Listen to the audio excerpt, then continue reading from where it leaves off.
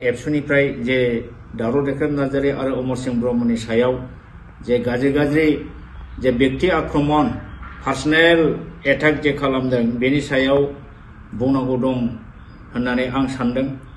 मानो होननानै बुङोब्ला थांनाय 12 तारिख डिसेम्बरावहाय दिपेन बर' एबसुनि प्रेसिडेन्ट बिथाङा बिटिसि एकर्ड आरो बिटिआर एकर्डनि सायाव अपेन डिबेट जानांगौ। दावराव देख्रेब नार्जारि अमर सिंह ब्रह्ममोनहा सिक्स सिडिउलनि जेसेबां PhD गोनां डक्टरेट गोनां एक्सपार्ट सुप्रिम कोर्ट हाई कोर्टनि एक्सपार्ट लानानै फै बिथांमोनहा फारसेथिंजाय जिरायगोन एबसुआ फारसेथिंजाय जिरायगोन अपेन डिबेट जानांगौ होननानै बिथाङा निजेनो डिक्लेयार होदोंमोन। बिनि उनावहाय 14 तारिखआव जोङो दावराव देख्रेब नार्जारि आरो आं अमर सिंह ब्रह्म सानैबो बे जिनिसखौ दुंब्रुदै ग्रहण खालामनानै एक्सेप्ट खालामनानै एक्सेप्टेन्स लेटारखौबो जोङो बिथांनो दैथायहरदोंमोन। क'क्राझारनि बागानसालिनि हेड अफिसाव बे जिनिसखौ रिसिभ खालामदों। नाथाय दिनैसिमबो बिथांमोनहा बिनि तारिखखौ होनो होआखै। बिनि बादै बिथांमोनहा मा खालामदों, दावराव देख्रेब नार्जारि अमर सिंह ब्रह्मनि सायाव बिराद गाज्रि पार्सनेल एटाक बिथांमोनहा खालामदों। प्रथमाव दिपेनानो आंखौ खालामग्रोदों। दिपेन बर' बिथाङा आंखौ कालिदास होनदों। बिफांनि बिजौआव गाखोनानै गाहायाव दानस'ग्रा कालिदासजों बिथाङा आंखौ रुजुदों। बिथाङा आंखौ बुंदों जे एटास्टेट खालामनायाव छात्र छात्रीनि सार्टिफिकेट एटास्टेट खालामनायाव 100 जायोमोन होननानै बिथाङा बुंदों आन्दलन पिरियडआव आंहा मोनसेबो कन्ट्रिबिउसन गैया। बेबादि गोबां नंबाङै जाबाङै खोथाजों बिथाङा आंखौ आक्रमण खालामदों। आं दिनै बेखौनो बुंफिननो सानदों जे बिथांना जे मेन पइन्टआ जाहैदों माने बिटिसि एकर्ड बिटिआर एकर्डनि सायाव अपेन डिबेटसोमोन आरो बे अपेन डिबेटखौ बिथाङा निजेनो डिक्लेयार होदोंमोन। नाथाय दिनैसिमबो लानो हायालासिनो जोंखौ बेबादि पार्सनेल एटाक खालामनाया जोबोद लाजिथाव मुगैथाव जादों।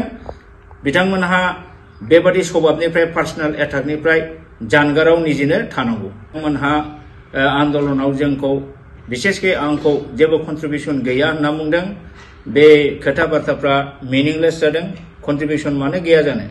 जे थार्ड फेजनि जेनाखि सोमावसारनाय बर'लेण्डनि एबसुनि सोमावसारनायाव एसेबो कन्ट्रिबिउसन गैया होननानै मानो कन्ट्रिबिउसन गैया जाखो? बिथांमोनहा प्रत्येक आन्दलन प्रग्रामाव आंनाव 2000 3000 4000 लांफैयोमोन।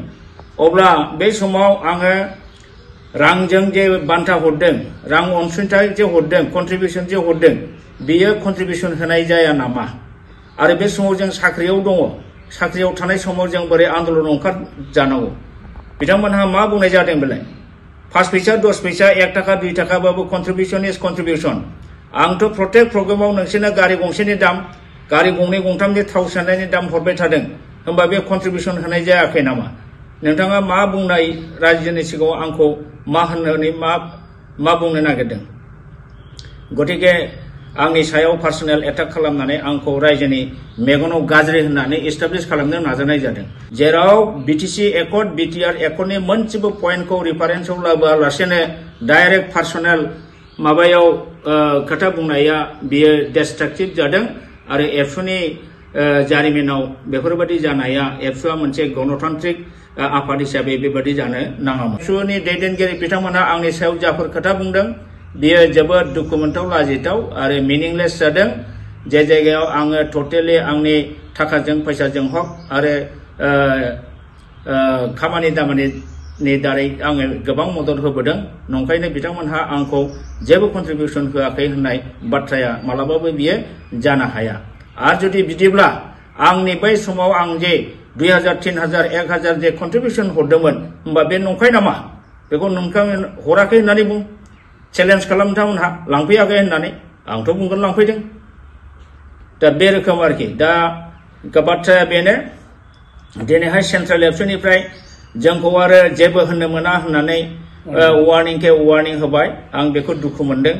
होमबा पइन्ट टु पइन्ट रायलायनायाव दिनै बिटिसि सुक्ति आरो बिटिआर सुक्तिनि सायाव जों जेनाखि तर्क बितर्क जादों जुक्तिजों, बहाय जुक्तिजों तर्क होआलासेनो माब्रै जोंखौ बिदि सिगिलाबाय थाखो? होमबा दिपेन बर'आ 100% पारफेक्ट नामा? दिपेन बर'नि सायाव जेबो खोथा बुंनो मोना नामा?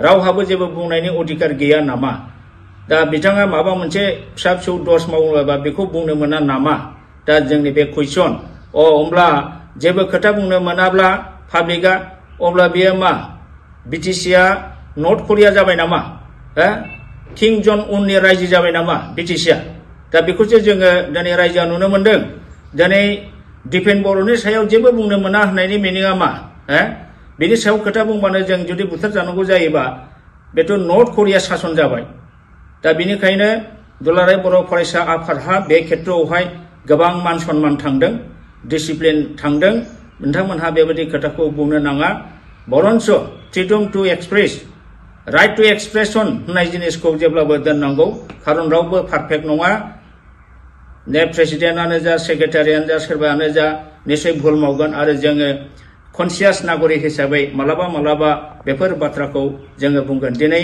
हारिनि अलखदखौ नायनानै जोङो थानो हायैयाव दिनै समाजनि गेजेराव माखासे गोरोन्थि जाबोनायखौ जोङो फोरमायदों बेखौ बाख्नायनांगौसोमोन नाथाय नोंथांमोनहा जोंखौ हाजार हाजार वार्निंसो होबाय बेखौ जोङो दुखु मोनदों बेबादि जानो नाङा गोजोन्थों